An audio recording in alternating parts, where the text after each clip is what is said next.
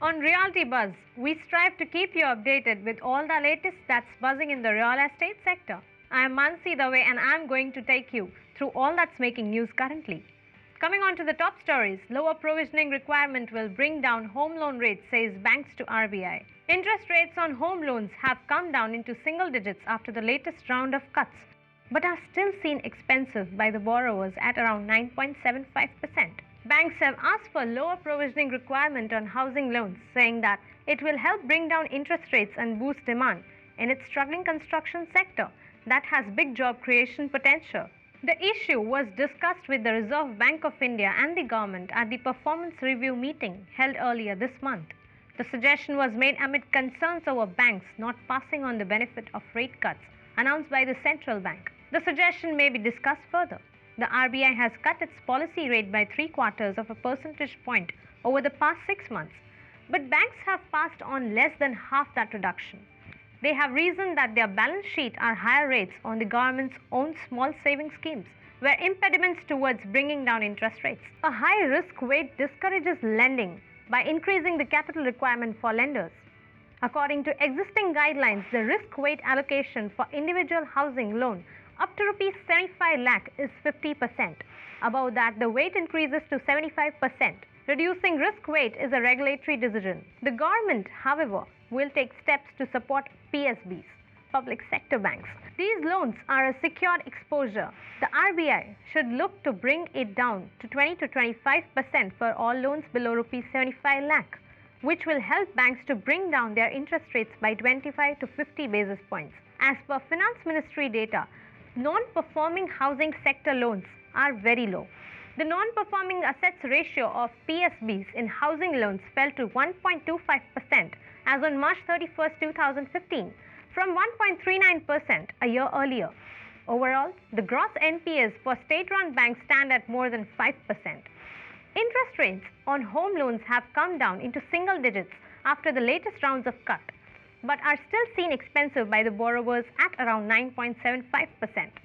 The bucket on risk weights by the RBI for loans up to rupees 75 lakh is the same, and there is a need for innovation. Besides, today in any metro or tier 1 city, most properties range between rupees 45 lakh and rupees 75 lakh. The government has directed PSBs to achieve 30% growth in their portfolio towards priority sector housing loans, where it had halved to 5.12% at the end of March 2015 from 11.47% in the previous fiscal year.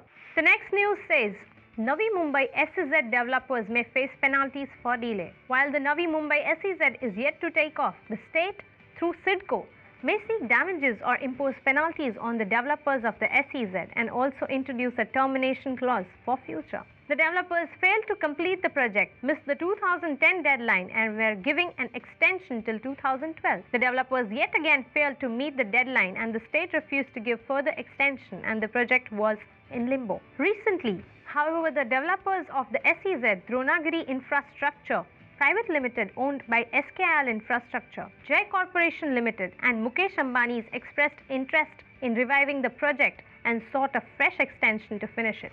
Meanwhile, Chief Minister Devendra Fadnavis also declared his intentions of reviving the SEZ project, which was slated to bring in investment to the tune of rupees 25,000 to 30,000 crore as per a 2004 estimate. But the state and CIDCO now want to seek damages as the developer has failed to implement the project on time and have sought legal opinion. Besides, it also wants to ensure that the project is implemented in the quickest time possible if the extension is granted.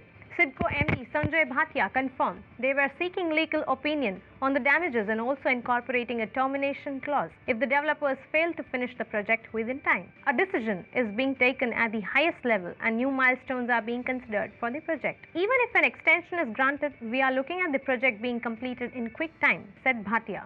The damages may run up to rupees 400 crore according to an estimate prepared by the internal CIDCO audit.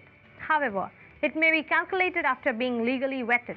CIDCO had committed 2,140 hectares of the land for the project and managed to hand over 1,842 hectares to the developers from 2006 to 2008 for implementing the project. The project was to be completed in 5 phases and the first deadline was in 2010. But till date, there has been very little development. Well, the promoters had probably lost interest due to market conditions and had not even developed 10% of the land allotted to it, said a Sidco official. The promoters too have their grouses and claims. So on this note, we take a short break. You don't go anywhere. We will be right back. Both the real estate and financial services companies will use the Lodha brand. The companies will function independently. Welcome back after the break. Would you want to know which is the top spot for wealthy real estate buyers? All those sitting on the other side of the box and want to invest in the beautiful posh homes, have a look at this report. Demand for luxury homes in the Europe, Middle East and African regions is strong as ultra-wealthy individuals are buying around the world to further diversify their holdings. The UHNW Residential Real Estate Index, tracked by WealthX, hit a new record high of 112.1 in the first quarter of 2015, up nearly 4% from the fourth quarter of 2014 and 7% from the first quarter of 2014. London remains the top real estate hub for the EMEA region. The city's price per square foot at $3,103, nearly 4 times that of Dubai, 6 and 9 times more than Madrid and Cape Town respectively. The report says that the third of all premium London properties for sale, that is homes valued above $1 million, are worth more than $10 million. By comparison, Dubai has only 8% of its luxury properties listed in the super prime range above $10 million. A luxury property in the South African city has 6 bedrooms on average, higher than Madrid and Dubai, the 2 other cities profiled in the report.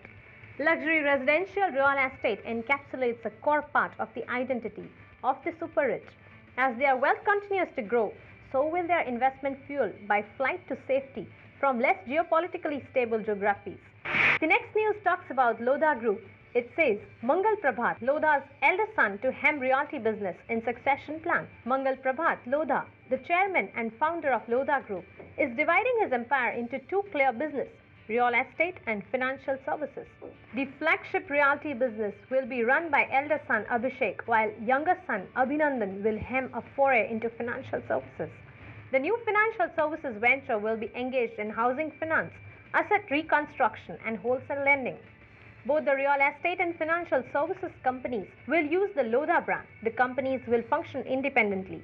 A holding company will control both these companies. Mr. Mangal Prabhat Lodha will have 80% stake in the holding company, while the balance 20% will be owned by Abhishek, Abhinandan and some family members. All 3 companies holding real estate and financial services will have the elder Lodha and his sons on their boards. Abhishek is the group's managing director, while Abhinandan is designated deputy managing director. The group's real estate business, Lodha Developers, clocked revenue of Rs 8,000 crore in 2014-15.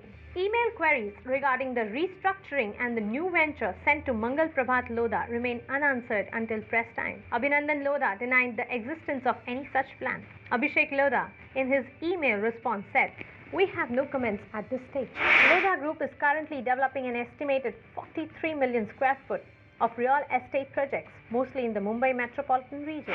It has delivered 25 million square foot of developed property as on September 30, 2014, while there are 28 ongoing projects across London, Mumbai, Pune and Hyderabad. So on this note, it's a wraparound for this episode of Realty Buzz. We will be back with more on this. Till then, keep watching Spin TV. Goodbye. Take care.